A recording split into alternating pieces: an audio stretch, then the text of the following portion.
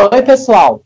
Hoje eu vou ter a alegria de conversar com um dos maiores atores do Brasil, Francisco Cuoco. Em mais de 60 anos de carreira, Cuoco fez 32 peças de teatro, 10 filmes e mais de 80 personagens na televisão, entre trabalhos nas telenovelas, em minisséries e em casos especiais. Cuoco galã, Cuoco de voz potente, Cuoco de personagens marcantes, Cuoco querido pelo público e patrimônio da teledramaturgia brasileira. Seja muito bem-vindo. Muito boa tarde, Guilherme, para você, para os seus ouvintes, enfim, todas as pessoas que estão sintonizadas nesse encontro aqui, que eu espero seja bem sucedido, como só ia acontecer quando a gente tem empenho e tem vontade de acertar, tá bom? Muito obrigado por a sua gentileza de falar comigo. Eu vou começar pouco fazendo uma viagem lá no túnel do tempo, lá no Brás, em São Paulo. Cuoco é de São Paulo. Eu sei que naquela época os circos que passavam pelo Brás, bairro de São Paulo, era um universo que te fascinava. Esse universo do circo, Cuoco, ele foi determinante para que despertasse no senhor a vontade de seguir a carreira artística? Ô, Guilherme, sem dúvida, despertou toda essa vontade que eu estava embutida, que eu não sabia como é que ela se manifestaria, e foi acontecendo. E aí, eu devagarinho, eu fui vendo as coisas do circo, eu fui absorvendo muita coisa, porque aquilo é uma escola para a vida toda, o circo.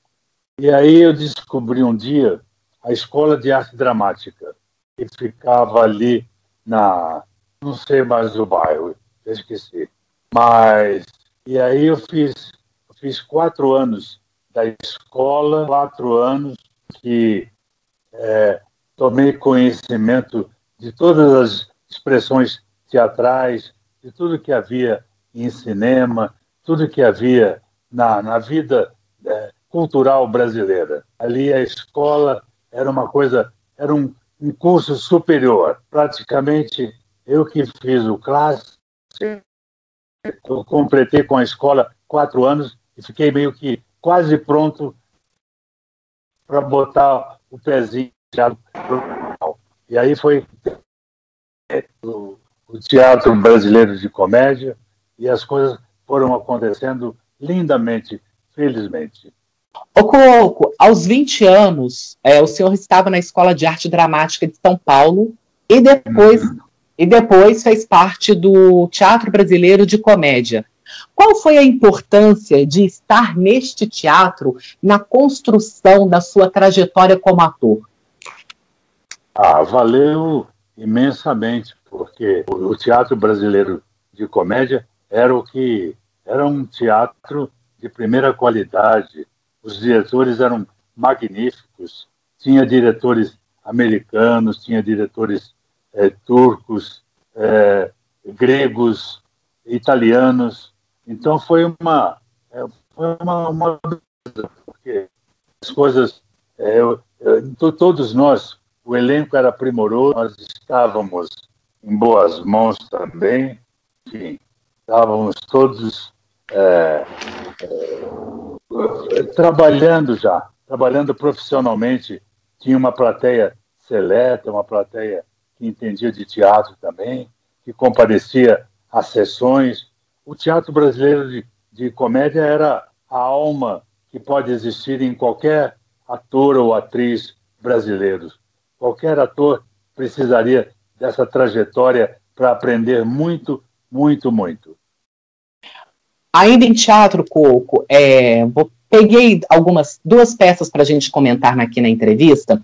A primeira foi uma que o senhor fez em 2012, chamada Judy, O Fim do Arco-Íris. O senhor fez o Anthony. que era um pianista amigo de Judy Garland.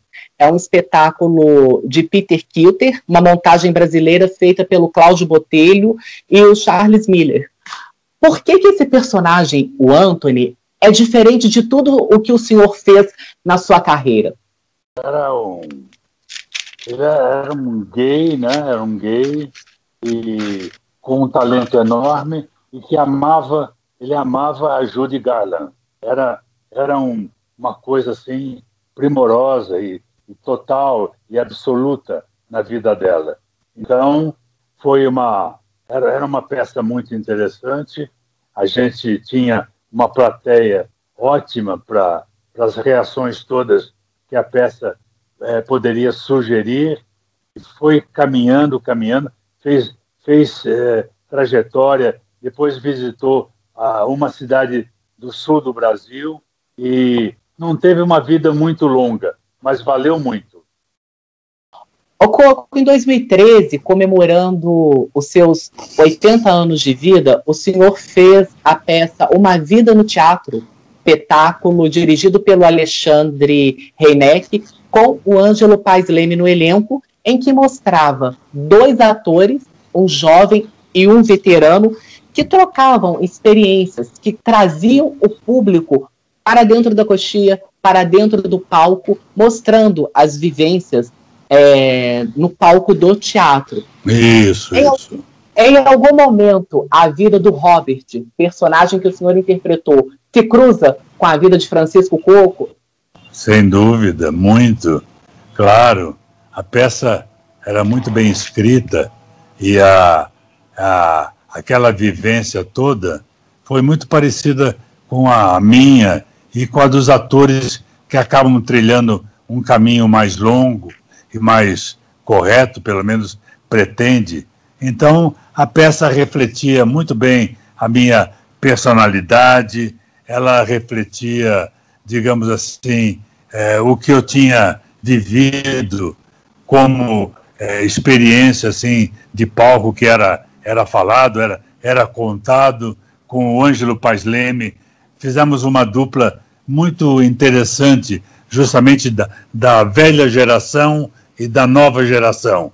Então, as coisas caminharam lindamente, não teve grande sucesso de público, porque havia problema com a condução, havia problema com a localização do teatro, alguns problemas assim. Mas ela refletia muito bem a alma do Francisco também. O senhor foi feliz fazendo esse espetáculo? Muito feliz porque é como você encontrar o seu sósia, né? Você encontra o teu sósia. Então, foi um encontro, assim, com a arte plena, assim, com o velho ator, sem ter que usar maquiagens outras. Já era a idade dele estampada no rosto, então caminhou muito bem. Ô Coco, eu vi nesses dias um filme que o senhor participou lá em 2015, do Jorge Furtado, chamado Real Beleza, em que o senhor faz o Pedro, que é um intelectual que não quer que a filha seja modelo. O senhor usa o discurso que o conhecimento está acima da beleza e deseja que a sua filha tenha algo mais, a personagem da Vitória Estrada nesse filme Real Beleza. Como que o senhor buscou compor esse personagem de valores tão duros, mas que trazem uma reflexão para o público? É tudo uma questão de laboratório, de pesquisa, de muita conversa com o Jorge Furtado, que era o diretor e é um grande intelectual também, além de ser um grande diretor, um grande encenador. Então, as coisas foram construídas. Você, para cinema, como é tudo muito partido, você estuda de uma maneira diferente de teatro. Quer dizer, você estuda o personagem, mas a maneira de fazê-lo é diferente. É meio retalhada, não é fácil, é difícil, mas eu fui buscar justamente a minha alma que já estava meio escondidinha, eu fui buscá-la para trazer a realidade, trazer para aquele presente, e foi, né, o encontro com a plateia era um presente praticamente da semana toda. Ô Coco, vamos para a televisão falar de algum dos seus grandes personagens na história da nossa teledramaturgia. Vou começar falando do Gaetano, personagem que o senhor fez em Sol Nascente, novela do Walter Negrão, lá de 2016. Esse personagem, que fazia par romântico com a Aracy Balabanian, é um personagem que resgatou as suas raízes italianas? Ah, sem dúvida, Guilherme, sem dúvida. A gente acaba usando justamente personagens, né? E quando você encontra um que é um resgate justamente da tua alma italiana, que eram os meus avós e tudo, é um prêmio, é um presente, é uma bela possibilidade de você demonstrar isso. Eu buscava isso, eu acho que foi isso que eu fui conseguindo, e nessa galeria de personagens tem umas coisas assim que são muito parecidas, que você recebe o texto, você lê o texto, você estuda o texto, você vai construindo, você começa os ensaios, você acaba tendo contato com o elenco e vai construindo, até que ele se materializa e vai para o ar e acontecem as coisas assim.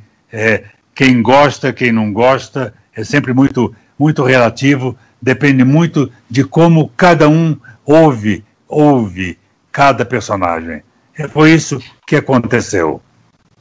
Tem um personagem seu, Coco, que quando eu assisti, inclusive a novela tem sido reprisada agora no Canal Vivo, Salvador. Da Cor do Pecado. Não, nós vamos falar de Salvador da Pátria, mas eu vou falar antes de Da Cor do Pecado, novela do João Emanuel Carneiro, sem problema, de 2004, em que o senhor fez o pai Gaudêncio. Quando eu vi a novela pela primeira vez, a sensação era que nós tínhamos um Francisco Coco que se divertia em cena, que estava à vontade com o personagem. Foi isso mesmo, Coco? Foi. Eu me diverti muito. A gente, né, acaba usando aquele laboratório para transferir para você as emoções, as sensações. E foi isso que aconteceu. O pai Gaudêncio com a galinha embaixo do braço foi um acontecimento. E eu tinha a possibilidade de dar uma pincelada nas coisas da comédia, do entretenimento mais agudo, mais divertido, sem aquela coisa do drama e da dramaticidade, né? Então, as coisas aconteceram muito bem, eu fiquei muito contente com o resultado. Ô Coco, qual desses políticos que o senhor interpretou na televisão foi mais difícil de fazer a composição? O Lucas de Eu Prometo ou o Severo de O Salvador da Pátria? O Severo é uma coisa que eu vendo hoje em dia, eu fico abismada, porque, Guilherme, com o tempo, muita coisa elas ficam apagadas. Eu não me lembro de muita coisa, sinceramente não dá para lembrar, porque apagou. De qualquer maneira, vendo hoje, eu vejo esse homem dividido entre duas mulheres, é uma coisa muito estranha. Eu, né, não tenho mais o contato que eu tinha com a obra para entender, mas eu vejo que a quantidade que eu participei de cenas e tudo, uma coisa muito difícil, e foi isso que foi acontecendo. E o senhor gosta de se rever, Coco, na tela, depois de tanto tempo? Gosto quando eu me vejo. Claro, eu me vejo jovem, né? Vigoroso, então é gostoso, é bonito de me ver. Eu gosto de me ver, sim. Agora nós temos uma parceria do Francisco Coco com a Janete Claire, a Nossa Senhora das Oito, a usineira dos sonhos, grande telenovelista do nosso país.